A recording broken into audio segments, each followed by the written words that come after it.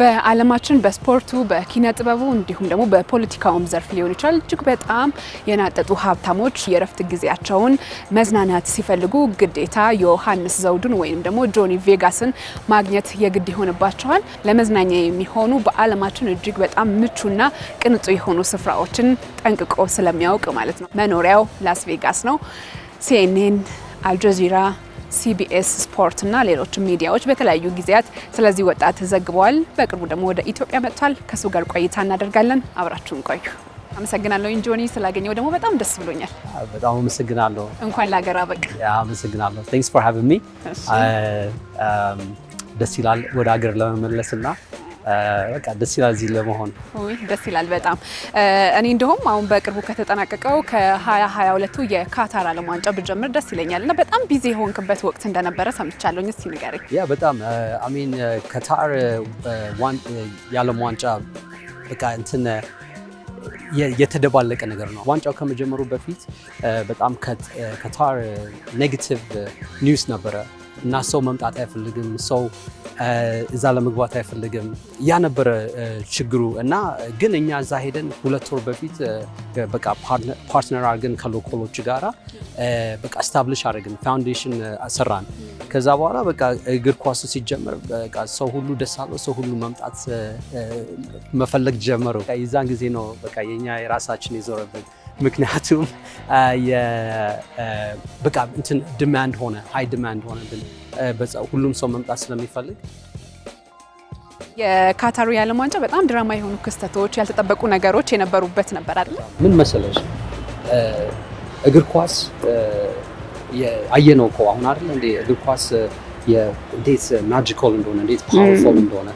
ልክ ካታር ሰው መምጣት አልፈልግም ነበረ ከእግር ኳሱ ከመጀመሩ በፊት ፖለቲካል ኢሹም ስለነበረ በጣም ብዙ ነገሮች ነበሩ። from gay right to worker right to ብዙ ነገሮች ነበሩና ያ ግን ከእግር ኳሱ ከመጀመሩ በፊት እና እኛ ያለን እዛ በጣም ችግር ነበረ። ምክንያቱም ሄዚታንት ሆነ ነበረ። ይመጣሉ አይመጡም፣ ሰዎች ይመጣሉ አይመጡም እየተባለ ነገር ነበር። አትሞስፌሩ በጣም ቲፎዞ በጣም ተጫዋቾቹ ራሱ ጨዋታው ራሱ በጣም የሚደንቅ ነበረ።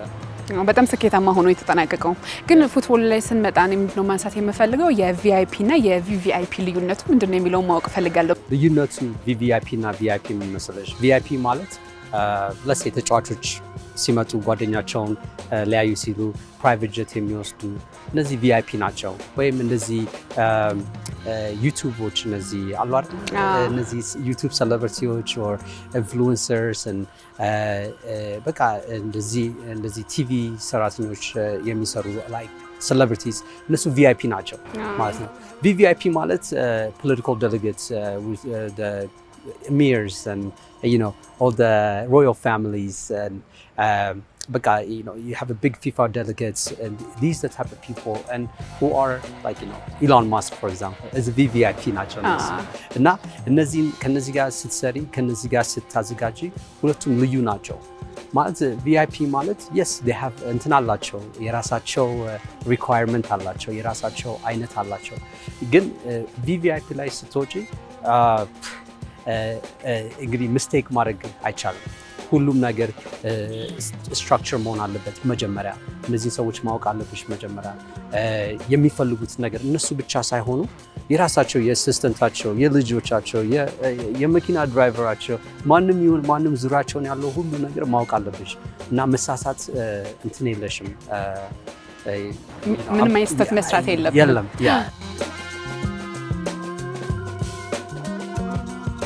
ባለሀብቶችን ማስተናገድ ፈታኙ ነገር ምንድን ነው ባንተ በኩል? ያው ረጅም ጊዜህን እዚህ ላይ ስለሰራ አሜን።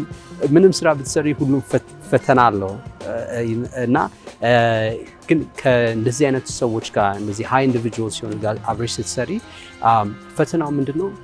ያንን ዲሊቨር ለማድረግ የሚፈልጉትን ነገር ዲሊቨር ማድረግ ነው እና ምንድነው እንደዚህ አይነት ቦታ ላይ ስትሰሪ አንቺ ኦልሬዲ እንትን ማለት አለብሽ። ያንቺ ኔትወርክሽ እና ያንቺ የምትፈልጊው ነገር ኦልሬዲ ስትራክቸር መሆን አለበት። ማለት ምንድነው?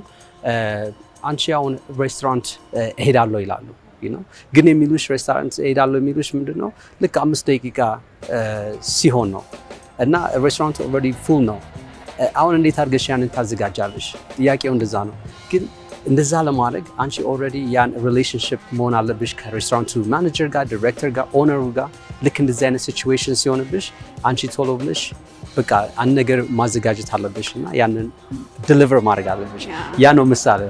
ስለዚህ የሚፈልጉትን ነገር ባሉበት ሰዓት ላይ ማግኘት ግዴታ ይሆናል። አይሆንም ማለት አትችይም። አንተም ደግሞ ማቅረብ ግዴታ አለብህ በደንብ ያ ክላውድ አውት የተሰኘ የመስተንግዶ ድርጅት በመክፈት ለደንበኞቹ አስፈላጊውን ሁሉ አገልግሎት ይሰጣል። የቀድሞ የዩኤፍሲ የሁለት ጊዜ ሻምፒዮን ጆን ጀምስ፣ ሮሜሉ ሉካኩ፣ የባርሴሎናው ፒያኒች ሉካስ ፔሬስ፣ ከርቲንስ ጆንስ፣ የኢንተር ሚላኑ ኤደን ዤኮ፣ አድናን ያኑዛይ፣ አዮዤ ፔሬዝ፣ ላንዶ ሞሪስ ከደንበኞቹ መካከል ጥቂቶቹ ናቸው።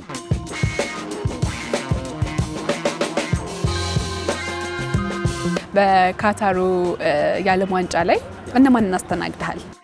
ፒያኒች ባርሴሎና የሚጫወት ዩቬንቱስ የሚጫወት የታወቀ ተጫዋች፣ ኤደን ዜኮ አሁን ኢንተር ሚላን ኃይለኛ ተጫዋች፣ ኤኤስ ሮማ የሚጫወት በጣም ጎበዝ ተጫዋች ነው። እነዚህ አይነት ተጫዋቾች መጥተው ነበረ። ከነሱ በላይ ደግሞ ሌላ እነዚህ ፖለቲካል ዲፕሎማትስ as well as ፊፋ ዴሌጌትስ እንደዚህ አይነት ሰዎች ረድተናል። እኛ ተወልደ ያደግከው እዚሁ አዲስ አበባ ነው። ከዛ ወደ ላስ ቬጋስ ሄድክበትን ሁኔታ ብትነግረኝ ደስ ይለኛል። በስንት ዓመት ነበር? እንዴት ነበር ሄድክበት አጋጣሚ? እድለኛ ልጅ ነኝ። ምክንያቱም አባቴ ሎተሪ አሸንፎ ዲቪ የሚባል እዚህ ሀገር የሚሰጥ ሎተሪ አሸንፎ እኔን ይዞኝ እናቴን ይዞ ሄድን ላስ ቬጋስ ወደ 10 ዓመቴ እና እዛ ከሄድኩኝ እዛ ከገባን ጀምሮ ለእኔ ከባድ ነበረ። ምክንያቱም እንግሊዝኛ አላውቅም፣ የማውቀው አማርኛ ብቻ ነው። ላስ ቬጋስ ቤቴ ሆነ ከትንሽ ጊዜ በኋላ እና በቃ እዛ እግር ኳስ መጫወት ጀመርኩኝ። እኔ ራሴ ህፃን እያለሁ ጎበዝ ነበርኩኝ፣ ግን በጣም ኢንጁሪ ስለነበረ በቃ ሃይ ስኩል ስገባ ምናምን አልተሳካልኝም ለኔ። ስለዚህ እንትን በቃ ወደ ዩኒቨርሲቲ ገባ ስተዲ ያደረኩኝ እንትን ኤቪዬሽን ቴክኖሎጂ to become a pilot። ከዛ እሱን ከጨረስኩኝ በኋላ እንትን አላለኝም፣ ልቤ ላይ አላረፈልኝም። የምትፈልገው ነገር አልተስማማኝም። የተማርከው ትምህርትና ምኞትህ አልተገናኘም። ስለዚህ በቃ ላስ ቬጋስ እንትን ብቻ ነው፣ ሆቴል ነው አይደል፣ ሆስፒታሊቲ ነው እና ካሲኖ ምናምን ነው። በቃ ራሴን እስከማገኝ ድረስ ራሴን እስከማቅ ድረስ ዝም ብዬ ሆቴል ውስጥ ገባሁኝ እና በላዥ ሆቴል ነበረ የገባሁት መጀመሪያ በመስተንግዶ ቫሌት እንደት ነበርኩኝ እና በቃ እዛ ላይ ያለው በቃ እንትን መኪና አቋሚ ነሽ እና የዛን ጊዜ ያ በሩ ላይ የሚመጡት ሰዎች በጣም ደስ የሚሉ ሰዎች ናቸው። I'm talking about እንደ ማይክል ጆርዳን፣ እንደ ሜይዌዘር፣ እንደ ሊዮናርዶ ዲካፕሪዮ፣ እንደ በቃ የምትያቸው ሰዎች ሁሉ በቃ ያልፋሉ በዛ። በዓለማችን ላይ በጣም ዝነኛ የሆኑ በፖለቲካው፣ በአርቱ፣ በስፖርቱ ማለት ነው ሁሉ ነገር ይመጣሉ። በቃ እኔ እነዚህን አያለው ብዬ አስቤ አላውቅም። እና ስለዚህ ልክ አንዱ ስታይ በቃ እንደ ኖርማል ናቸው ይመጣሉ። ሰላም ምንድን እንደዚህ በቃ ይለመዳል። የዛን ጊዜ ነው እኔ ያወኩት ራሴን በቃ ምን እንደምፈልግ ለራሴ እዛን ያወኩት። ጊዜው ከ16 ዓመታት በፊት ነበር። ዮሐንስ በላስ ቬጋስ ቤላጂዮ ሆቴል በመኪና አስተናባሪነት ስራው ተጠምዷል። አንድ ፈረንሳዊ ወጣት መኪናውን ወደ አቆመበት ቦታ ሲመለስ ተመለከተው። ለወጣቱ ሰላምታ ከሰጠው በኋላ የፈረንሳይ የእግር ኳስ ከዋክብትን እንዲተዋወቅ መንገድ የከፈተለት። ለመጀመሪያ ጊዜ ያስተናገደው የስልክ ጥሪም የአርሰናሉ ተጫዋች ሳሚር ናስሪን ነበር። በላስ ቬጋስ ለማሳለፍ ያሰበው የመዝናኛ ጊዜው ስኬታማ እንዲሆን የጠየቀበትን ሁኔታም እንዲህ ያስታውሳል። ልክ ሳምር አካባቢ ላይ ሲመጣ ወደ ሜይ አካባቢ ላይ ነውና የሆነ ስልክ ተደወለ። Hello bro, how are you? And I say, no, I'm good, ደህና ነኝ። ምንድነው? ዛላ ከጓደኞች ጋር መጣለው ታዘጋጅልኛለህ ወይ አለኝ። እንግዲህ የዛን ጊዜ እኔ አዘጋጅ አልነበርኩም ገባሽ እና እንደ ዛሬ አይደለም ማለት ነው። ከዛ በኋላ ምን አለ እንደዛ ሲለኝ እሺ አልኩኝ፣ ችግር የለም ስም ማን መስሎ ናዝሪ ነኝ አለኝ። ኦኬ እሺ ናዝሪ ብዬ በቃ ለዛ አልኩኝ። ከዛ በኋላ በቃ ኮንቨርሴሽኑ ሄደና ልክ መጨረሻ ላይ do you know who I am አለኝ። yeah ናዝሪ yeah ናዝሪ ሳሚር ናዝሪ I'm like ያን ጊዜ ሳሚር ናስሪ ላይ አርሰናል ያ በቃ ሰውነቴ ተንቀጠቀጠ ላብ ያዘኝ እና ኦኬ ብሮ ኖ ፕሮብለም ዩ ኖ I'll take care of it don't worry ከዛ በቃ ስልኩን ከዛ በኋላ በቃ ልቤ እንትን ሆነ you know and እሱ ነው የመጀመሪያው ተጫዋች ለኔ መጣልኝ ከሱ በኋላ በቃ እንትን ነው ዳሚኖ ኢፌክት ሆነ ሌሎች መጡ like Theo Walcott Kieran Gibbs በቃ እንደዛ መጡ አሌክስ አክስቶን ሸምበርላን በቃ ሁሉም መጡ እና ደስ ይላል በጣም እና በዛ ተለመድኩኝና በእነሱ በዛ ምክንያት ወደ በቃ ሎስ አንጀለስ ሄድኩኝ ሎስ አንጀለስ ስታብሊሽ አደረኩኝ ከዛ ለማያሚ ስታብሊሽ አደረግንና እዛ ደግሞ በቃ እንትን ዲአንድሬ የድለን የሚባል አሁን አክቹዋሊ ወርልድ ካፕ ላይ ተጫውቷል እንትን ለአሜሪካን ቲም እሱ ደግሞ አስተዋወቀኝ ሌላ ተጫዋቾች ሞራክን ተጫዋች ኔም አሽራፍ ለዛር የሚባል እሱ ደግሞ ወደ እንትን ወሰደኝ ስፔን ቢዛ የሚባል አገር ውስጥ ወሰደኝ እዛ ደግሞ በቃ እሱ ወደድኩት ከዛ ደግሞ እዛ ስታብሊሽ አደረኩኝ ማርቤያ ገባን ከዛ በኋላ ደግሞ ሚክኖስ ሄድን እና ግሪስ ውስጥ ከዛ በኋላ በቃ ፋይናሊ in 2017 Dubai ገባሁኝና Dubai it was very good for our business so በቃ establish አድርገን ይሄ ቦታ ሁሉ በቃ ዛሬ ይሄው እንግዲህ ኢትዮጵያ ነኝ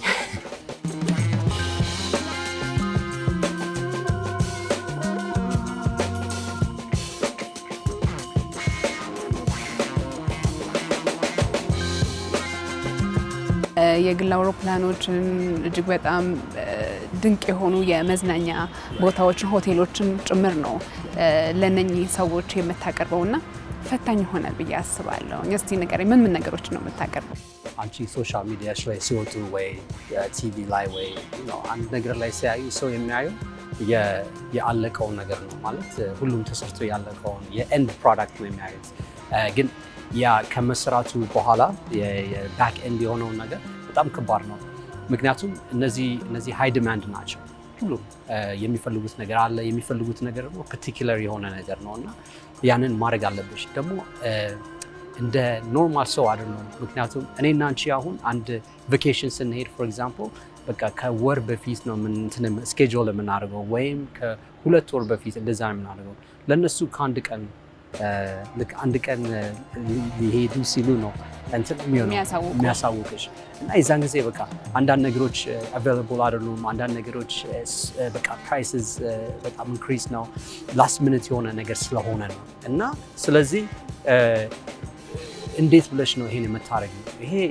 ራሱ እንትን ይላል ራስ ያዞራል እውነት እና በቃ ግን ቲም ያስፈልግሻል ምክንያቱም ያን የዴቨሎፕ የምታደርጊው ኔትወርክ የምታውቂያቸው ሰዎች ካምፓኒ የምታውቂያቸው ሰዎች ኢንዱስትሪ ውስጥ በቃ ከነሱ ጋር አብረሽ ትሰሪያለሽ ምክንያቱም አንቺን ስለሚያውቁ ምን አይነት ክላይንቴልስ እንዳለሽ ስለሚያዩ እነሱም ራሳቸው ላንቺ ይረዱሻል ማለት ነው በሰዎች እይታ ውስጥ ሳይገቡ የግል ሚስጥራቸው አደባባይ ሳይወጣ በነፃነት የሚዝናኑበትን ደህንነታቸው የተጠበቁ የግል አውሮፕላኖች፣ የመዝናኛ ጀልባዎች፣ ሆቴልና ሬስቶራንቶችን የቅንጦት ኑሮን ለሚያሳድዱ ዝነኛ ደንበኞቹ በታማኝነት ያሰናዳል። Privacy is the most expensive currency today. ምክንያቱም እነዚህ ተጫዋቾቹ or የማንም ይሁን ማንም private is the most important thing. No. ምክንያቱም they are millions of dollar contract ያላቸው ናቸው ቲም አላቸው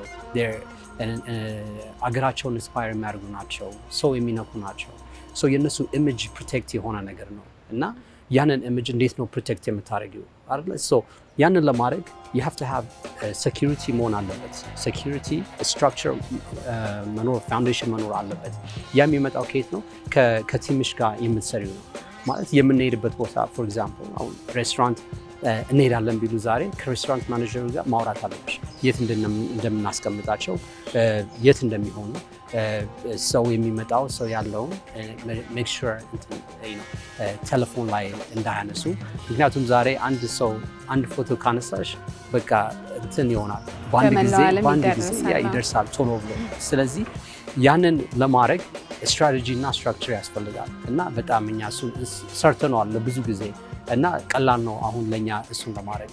ዮሐንስ በገንዘብ የተጠመቁ ደንበኞቹን ማስደሰት ቀዳሚ ስራው ነው። ለመዝናናት የመረጡትን ሀገር ባያውቀውም እንኳን ቀድሟቸው በመሄድ የአየር ንብረቱን፣ የማህበረሰቡን ባህል፣ የሚያርፉበትን ሆቴል፣ የሚዝናኑበትን የምሽት ክበብ ብቻ ምን አለፋችሁ አስፈላጊውን ሁሉ ቅድመ ጥናት ያደርጋል። እኔ መሄድ አለብኝ ቶሎ ብዬ እና በቃ ሆቴሉን ማወቅ አለብኝ፣ ስታንዳርድ መሆን አለበት፣ ኮሚኒቲውን ማወቅ አለብኝ። ምክንያቱም የት ነው የሚሄዱት ለመብላት፣ የት ነው የሚሄዱት ለመዘናናት፣ የት ቢች አካባቢ ነው የሚሄዱት፣ እዛ ሴፍ ነው ለነሱ። እነዚህ ሰዎች አሉ ላይክ እነዚህ ቲፎዞዎች ምናምን አሉ እዛ። በቃ ይሄን ሁሉ ነገር ማየት አለብሽ መጀመሪያ ይሄንን እዛ ከነዚህ ከመምጣታቸው። ስለዚህ ደንበኞች የሚፈልጉትን ቦታ ቀድመ ሄደ አንተ ነገሮችን ታያለህ፣ ታስተካክላለህ ማለት ነው። በቃ አንቺ ሴፍ ታደርጊያለሽ ለነዚህ ምርሳቸው። አሁን ላይ ዱባይ ላይ ቢሮ ያለ ይመስለኛል። ላስ ቬጋስ የት ነው? ቢሮ አለ። ላስ ቬጋስ ዋና ቢሮ አለን፣ ፖርቹጋል አለን እና ደግሞ እንትን ዱባይ አለን። ላስ ቬጋስ all the North American, South American እንትን ይለልናል፣ ካሪቢያንስ እንትን ያይልናል ማለት ነው። the Portugal one all the European sectors ያይልናል። እንደገና ደግሞ ዱባይ ደግሞ all the Middle East and African area ያይልናል። ለምሳሌ አንድ ከስተመር አንተ ጋር ሲመጣ ለመጀመሪያ ጊዜ የሚፈልገውን ነገር ልትሰጠው ባህሪውን ማወቅ አለብህ ብዬ አስባለሁ። እና እኔ እንደ ከስተመር ሆኜ አንተ ጋር ብመጣ መጀመሪያ የምታደርገው ምንድን ነው? ሁሉም ሰው የተለያየ ነው። አንዱ ሰው አፍሪካዊ ነው፣ አንዱ ሰው አሜሪካ ነው፣ አንዱ ሰው ዩሮፒያን ነው እና ደግሞ አንዱ ሙስሊም ይሆናል፣ አንዱ ክርስቲያን ነው፣ አንዱ እንደዛ አይነት ነው፣ አንዱ እንደዛ ነው። ሁሉም ካራክተር የተለየ ነው። አንዳንዶቹ በቃ ዝም ብሎ ቁጭ ማለት ነው የሚፈልጉት እና ማየት ነው የሚፈልጉት። አንዳንዶቹ መደነስ ይፈልጋሉ እና እነዚህን ለማወቅ አንቺ መጀመሪያ ያንን ሪሌሽንሺፕ ስታብሊሽ ማድረግ አለብሽ ከነዚህ ጋር እና እንደዛ የምታደርጊው ምንድነው እነሱን በመተዋወቅ ዋትስአፕ ላይ ቴክስት ታደርጊያለሽ፣ ታጠኛቸዋለሽ ልክ እንደ ትምህርት ቤት ማለት ነው። ከዛ በኋላ በቃ ያ ጥሩ ዋትስአፕ በቃ ትለማመጃለሽ ከነሱ ጋር ማን እንደሆኑ ምን እንደሚፈልጉ በቃ ባክ ኤንድ ፎርት እንደዛ ታደርጊና ከዛ በኋላ በቃ when you meet them in person it's different story በጣም ታውቂያቸዋለሽ። ያን ትረስት ካረግሽ በኋላ በቃ የትም አይሄዱም፣ አንቺ ጋር ነው ሁሌ የሚመጡት፣ ምክንያቱም የሚያውቁሻል ማለት ነው።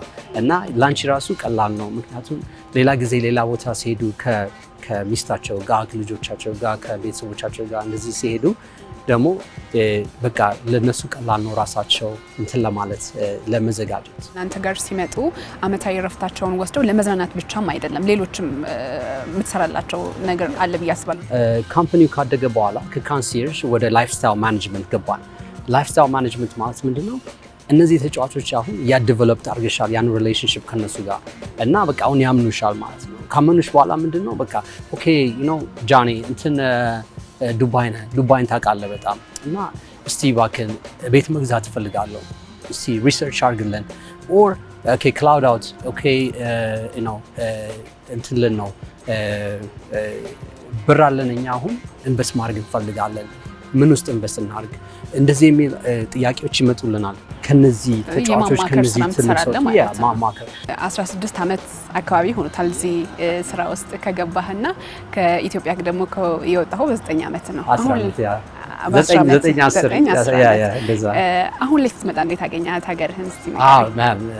እንትን ነው እውነት እየተራመድኩኝ አየሁኝ አካባቢ የተወለድክበት እና እስካሁን ድረስ ልጆች ራሳቸው እግር ኳስ ይጫወታሉ። እኔ ሕፃን እያለሁ እንደምጫወተው በላስቲክ ውስጥ አድርገሽ እንደዚህ የምትጫወተው አይነት በጣም ደስ ይላል ያን ስታዩ እና ለዚህ ነው I love my country. It's just I'm passionate about it, and እዚህ መምጣት you see the church and you see the people, you see how people are. I think Ethiopian people is the most beautiful people. ይሄን ለማየት መመለሴ አሁን ደስ ብሎኛል። የተወለድክበትን ያደግክበትን አካባቢ ስታዩ ምን ተሰማ? ወደ ኋላ ተመልሰህ ስታስብ የአማርኛ ቋንቋ ስትሰሚ ደስ ይላል በጣም እና እዚህ ሰመተሽ በቃ ስታወሪ ከሰዎች ጋር ስትመላለሽ የሆነ ስሜት ይሰጥሻል እና እኔ ለ2 ቀን መጥቼ አሁን ስንት ቀረው? 7 ቀን ሆነ። ደስ ይላል በጣም።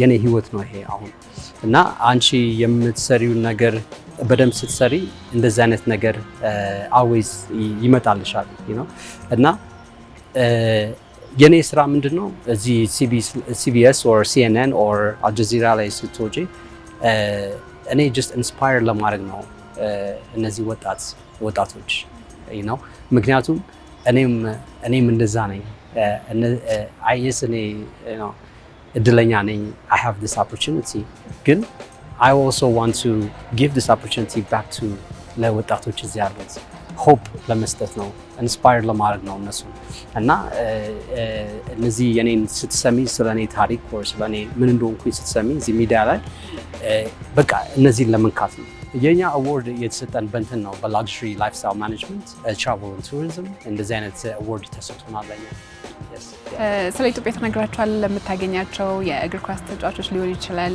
ዝነኛ ሰዎች ኢትዮጵያዊ መሆንህን ያውቃሉ ብዬ አስባለሁ እና ስለ ሀገር ምን ትላቸዋል እነሱስ ምን ይጠይቁሃል በ2023 እኔ እንትን አለኝ አጀንዳዬ ምንድነው to bring luxury tourism to Africa so I chose 5 countries already Ethiopia Kenya